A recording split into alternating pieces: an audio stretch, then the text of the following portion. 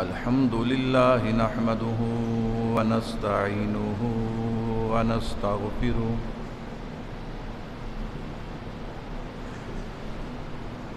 ونؤمن به ونتوكل عليه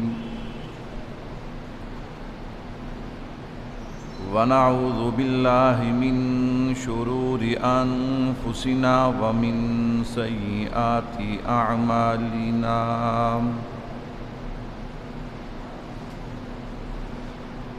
من يهده الله فلا مضل له ومن يضلله فلا هادي له ونشهد أن لا إله إلا الله وحده لا شريك له ونشهد أن سيدنا ومولانا محمدًا عبده ورسوله أما بعد أعوذ بالله من الشيطان الرجيم بسم الله الرحمن الرحيم الحمد لله رب العالمين وقال تعالى في مقام آخر وَإِذَا قُرِئَ الْقُرْآنُ فَاسْتَمِعُوا لَهُ وَأَنصِتُوا لَعَلَّكُمْ تُرْحَمُونَ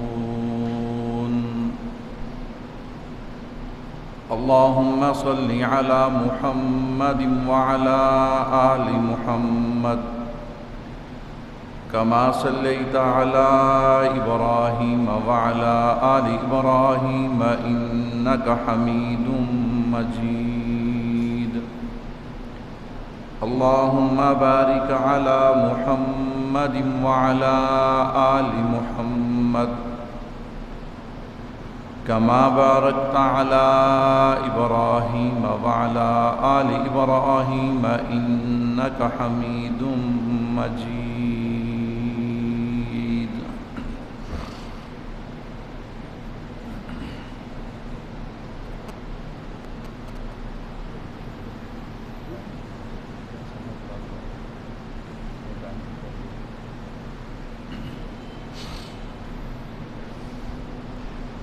میرے نہایت ہی واجب الاحترام تشریف فرما عزیز بزرگوں دوستوں بھائیوں، گزشتہ 2-3 جمعوں سے میں آپ حضرات کے سامنے قرآن کریم کی سب سے پہلی سورۃ الفاتحہ کے حوالے سے گفتگو کر رہا ہوں، اور سورۃ الفاتحہ کی بھی پہلی آیت الحمدللہ رب العالمین، اس پر 2-3 پہلوؤں سے اختصار کے ساتھ آپ حضرات کے سامنے گفتگو کی ہے۔ آج بھی انشاءاللہ العزیز اسی آیت کو سامنے رکھتے ہوئے ایک اور پہلو پر آپ حضرات کے سامنے گفتگو کروں گا۔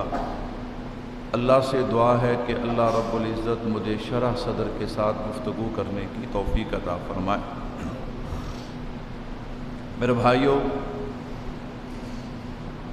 ایک ہے رب اور ایک ہے سبب۔ اللہ نے اس دنیا کو دار الاسباب بنایا ہے، اور یاد رکھیے گا انسان سبب کا محتاج ہے لیکن رحمان سبب کا محتاج نہیں۔ اللہ رب العزت نے اس دنیا کو دار الاسباب بنا کے مجھے اور آپ کو یہ پیغام دیا ہے، اے انسان اسباب اختیار کر، لیکن بھروسہ اسباب پہ نہیں کرنا بلکہ بھروسہ اپنے رب یعنی مسبب الاسباب پہ کرنا ہے۔ آپ حضرات کے ذہن میں ہوگا گزشتہ جمعہ الحمدللہ میں نے عرض کیا تھا، الحمدللہ دعویٰ رب العالمین اس کی دلیل ہے کہ تمام تعریفیں اللہ کے لیے، انسان کو اللہ کی نعمتوں پہ شکر ادا کرنا چاہیے، اور ناشکری کی قسموں میں سب سے پہلی قسم کیا تھی کہ بندہ کھائے اللہ کا اور گائے کسی اور کا، نعمتیں اللہ کی استعمال کرے اور عبادت کسی اور کی کرے۔ ان الشرک لظلم عظیم، اللہ رب العزت انسان کے گناہوں کو معاف کر دیتے ہیں لیکن اللہ شرک کرنے والے کو معاف۔ تو الحمدللہ رب العالمین، دنیا دار الاسباب ہے، اسباب پیدا کرنے والی ذات اللہ کی ہے، اسباب استعمال کرنا امام الانبیاء صلی اللہ علیہ وسلم کی سنت مبارکہ ہے۔ لیکن یاد رکھیے گا، بھروسہ اسباب پہ نہیں ہونا چاہیے، بھروسہ کس پہ ہونا چاہیے؟ مسبب الاسباب اللہ کی ذات پہ ہونا چاہیے۔ توجہ رکھیے گا، اس پر میں دلیل دینے لگا ہوں۔ آقا مدنی کریم صلی اللہ علیہ وسلم کے پاس صحابی رسول آئے، اللہ کے نبی میرے پاس اونٹ ہوتا ہے اور میں جنگل میں جاتا ہوں، نماز کا وقت ہو جاتا ہے، اب میں اونٹ کو باندھوں پھر نماز پڑھوں یا اونٹ کو اللہ کے توکل پہ کھلا چھوڑ دوں؟ اللہ کے نبی صلی اللہ علیہ وسلم نے ارشاد فرمایا، اس اونٹ کو پہلے رسی کے ساتھ باندھو اور پھر اسے اللہ کے بھروسے پہ چھوڑ دو۔ کیا مطلب؟ اونٹ کو رسی کے ساتھ باندھنا ہے، یعنی اسباب اختیار کرنا ہے، بھروسہ رسی پہ نہیں کرنا، بلکہ بھروسہ کس ذات پہ کرنا ہے؟ اللہ رب العزت کی ذات پہ کرنا ہے۔ یہی بات میں عرض کرنا چاہتا ہوں، دنیا دار الاسباب ہے، اسباب کا انکار نہیں ہے، ہم نے اسباب کو اختیار کرنا ہے، لیکن ہمارے ذہن میں ہونا چاہیے کہ ہم بطور اسباب دکان پہ بیٹھتے ہیں، کھیتی باڑی کرتے ہیں، نوکری کرتے ہیں، لیکن نوکری سے ہمیں رزق نہیں ملتا، کھیتی باڑی سے رزق نہیں ملتا، دکان سے رزق نہیں ملتا۔ رزق دینے والی ذات کون ہے؟ اللہ کی ذات ہے۔ بھروسہ اللہ پہ ہونا چاہیے۔ اللہ محفوظ رکھے، کوئی بندہ بیمار ہو جاتا ہے، دوا کو بطور دوا اسباب استعمال کرتے ہیں، اس میں کوئی حرج نہیں، میرے محبوب کا طریقہ اور سنت ہے، لیکن یاد رکھیے گا، نظریہ یہ ہونا چاہیے کہ شفا دوا میں نہیں ہے، شفا کس کے ہاتھ میں ہے؟ اللہ رب العزت کے ہاتھ میں ہے۔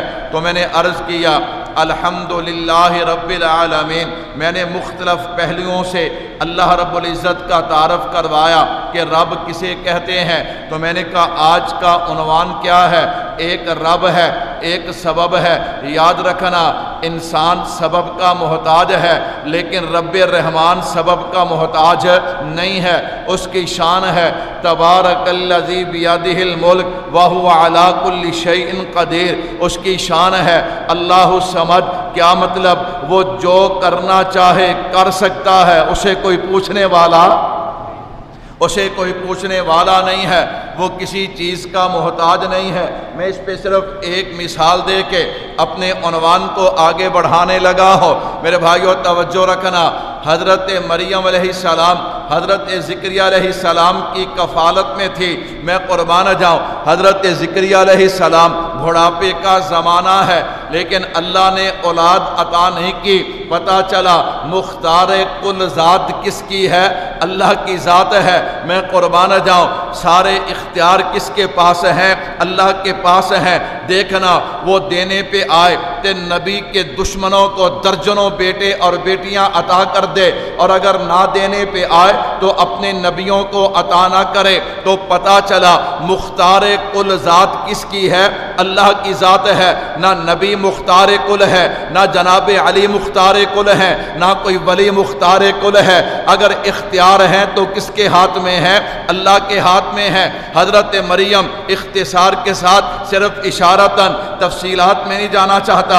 हज़रत मरियम हज़रत ज़िक्रिया अलैहिस्सलाम की कफ़ालत में है, एक कमरे में बंद है, बाहर से ताला है। एक दिन हज़रत ज़िक्रिया अलैहिस्सलाम आए, जल्दी जल्दी आए, आज तो बहुत देर हो गई, मरियम भूखी होंगी। जब हज़रत ज़िक्रिया अलैहिस्सलाम ने ताला खोला ना, तो हज़रत मरियम के सामने फल हैं और वो फलों को खा रही हैं, और फल भी वो हैं कि जिनका मौसम नहीं है। हज़रत ज़िक्रिया अलैहिस्सलाम हैरान हो गए और सवाल करने लगे, या मरियम अन्ना लकी हाजा, मरियम ये क्या है? अल्लाह अकबर। क्यों? हज़रत ज़िक्रिया अलैहिस्सलाम का सवाल इसलिए था कि दरवाज़ा बंद है, बाहर से ताला लगा हुआ और चाबी मेरे पास, ये मरियम के पास फल कहाँ से आ गए? अल्लाह अकबर। हज़रत मरियम का सवाल का जवाब सुनिएगा। फरमाया कालत मिन इंदिल्लाह, ये किसकी तरफ से है? मेरे अल्लाह की तरफ से। हज़रत ज़िक्रिया अलैहिस्सलाम देख रहे हैं कि दरवाज़ा भी नहीं खुला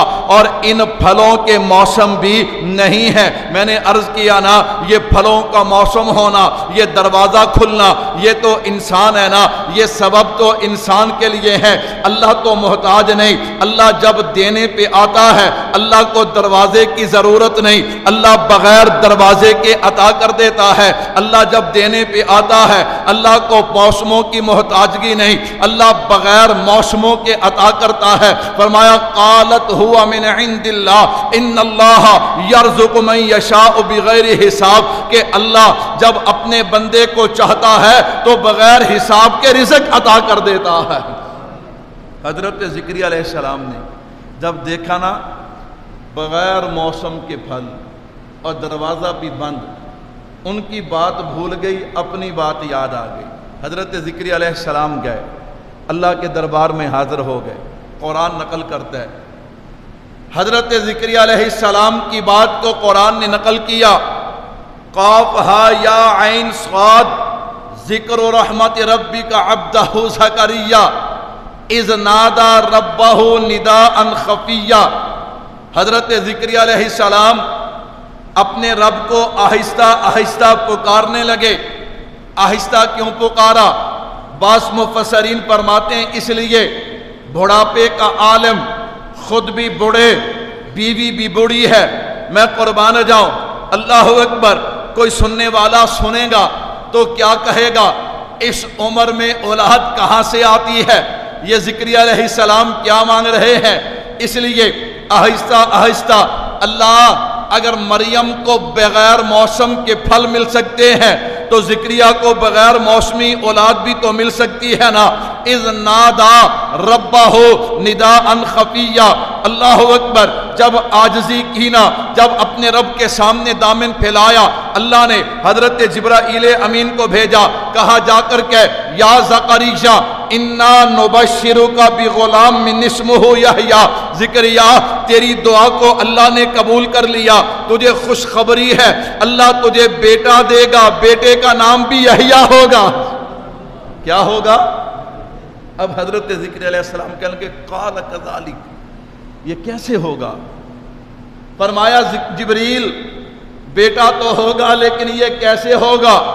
फरमाया कज़ालिक, आपके अल्लाह ने इसी तरह फरमाया और इसी तरह होगा। मैं अर्ज़ कर रहा था, बात समझाना ये चाहता था, एक रब है, एक सबब है। हाँ, इंसान, ये दुनिया दारुल असबाब है, इंसान असबाब का मोहताज है। दुनिया में वक़्त गुजारने के लिए, निज़ाम चलाने के लिए, अगर आपके जहन में होना, मैंने अर्ज़ किया था रब किसे कहते हैं? जो अदम से वजूद दे, बका का सामान करे, फिर आहिस्ता आहिस्ता उरूज तक पहुंचा दे। ये जो आहिस्ता आहिस्ता है ना, यही दारुल असबाब है। अल्लाह चाहे इधर बच्चा पैदा हो, उधर जवान हो जाए, अल्लाह यूं कर सकते हैं, लेकिन अल्लाह ने दुनिया को दारुल असबाब बनाया है। तो भाई मेरी बात का खुलासा और निचोड़ ये है, पैगाम ये देना चाहता हूँ, दुनिया वालों याद रखना, मैं और आप असबाब के मोहताज हैं, मेरा अल्लाह असबाब का मोहताज नहीं है। अल्लाह अकबर। वो जो کرنا چاہے وہ کر سکتا ہے۔ اس لیے جب اللہ رب العزت کی باری آئے نا تو پھر اپنے رب سے یوں مانگنا چاہیے، اللہ میں تو اسباب کا محتاج ہوں لیکن تو اسباب کا محتاج نہیں، تو دینے پہ آئے۔ مریم کو بغیر موسمی پھل عطا کرتا ہے، تو دینے پہ آئے۔ جناب زکریا کو بغیر موسمی اولاد عطا کرتا ہے، اور اللہ کبھی تو یوں بھی کرتا ہے کہ حضرت مریم، حضرت عبداللہ، حضرت عیسیٰ کو گود میں لے کے جب قوم کے پاس آئے نا، وہ معصوم عبداللہ اس عمر میں کوئی بولا نہیں کرتا، لیکن قربان جاؤ جب دنیا حضرت مریم پہ تہمت لگاتی ہے تو آپ اشارہ کرتی ہیں، فَإِشَارَتْ إِلَيْهِ، جب بچے کی طرف اشارہ کیا، قوم آگ بگولا ہو کے کہتی ہے مریم نعوذ باللہ گناہ بھی کرتی ہے، اور آگے سے کہتی ہے یہ بچہ جواب دے گا، یہ بچہ کیسے جواب دے گا؟ کبھی معصوم بچے بھی بولا کرتے ہیں۔ میں قربان جاؤں انہیں پتہ نہیں کہ جس رب نے یہ سارا معاملہ کیا ہے اسے محتاج نہیں کہا جاتا، اسے بے نیاز کہا جاتا ہے۔ وہ بلانے پہ آئے تو معصوم بچے کو بھی بلاتا ہے۔ حضرت عیسیٰ علیہ السلام نے آغاز کلام کیا، فرمایا قال انی عبد اللہ آتانی الکتاب وجعلنی نبیا۔ او میری ماں پہ تہمت لگانے والوں سن لو، میں اللہ کا بندہ ہوں اور اللہ میرے سر پہ تاج نبوت بھی سجائے گا۔ ایک رب ہے اور ایک کیا ہے؟ سارے نہیں بولتے، ایک رب ہے اور ایک کیا ہے؟ میں نے سورۃ الفاتحہ کا آغاز کیا، آج تیسرا جمعہ غالباً، الحمدللہ رب العالمین ہماری پہلی آیت ہے۔ میں یہیں پہ اس بات کو مختصر کرنا چاہتا ہوں، پھر اللہ نے موقع دیا پھر کسی موقع پہ دوبارہ اس سورۃ الفاتحہ کا درس شروع کریں گے، اس پہ بیان شروع کریں گے۔ ایک بڑا اہم مسئلہ سورۃ الفاتحہ کے حوالے سے میں آپ حضرات کے گوش گزار کرنا چاہتا ہوں، پوری توجہ چاہیے میرے بھائیوں۔ ہمارے ہاں اکثر سوال ہوتا ہے، کیا سوال ہوتا ہے کہ مقتدی کو امام کے پیچھے سورۃ الفاتحہ پڑھنی چاہیے کہ کیا خیال ہے؟ یہ سوال ہوتا ہے یا نہیں ہوتا؟ ابھی ہمارے کچھ جمعہ کے نمازی تھے، وہ مجھے کہنے لگے مولانا اس مسئلے پہ آپ ضرور گفتگو کریں کہ امام کے پیچھے سورۃ الفاتحہ پڑھنی چاہیے کہ نہیں پڑھنی چاہیے۔ میں نے کہا انشاءاللہ روٹین کے ساتھ چلتے ہوئے جب موقع آئے گا تو میں انشاءاللہ اس پہ ضرور گفتگو کروں گا۔ تو میرے بھائیو سوال کیا ہے کہ مقتدی کو امام کے پیچھے سورۃ الفاتحہ پڑھنی چاہیے کہ نہیں پڑھنی چاہیے؟ سب سے پہلی بات یہ سوال ہی ٹھیک نہیں ہے، یہ سوال ہی، بات سمجھ آ رہی ہے آپ حضرات کو؟ یہ سوال ہی ٹھیک ہے، بند کر لائیو، یہ سوال ہی ٹھیک ہے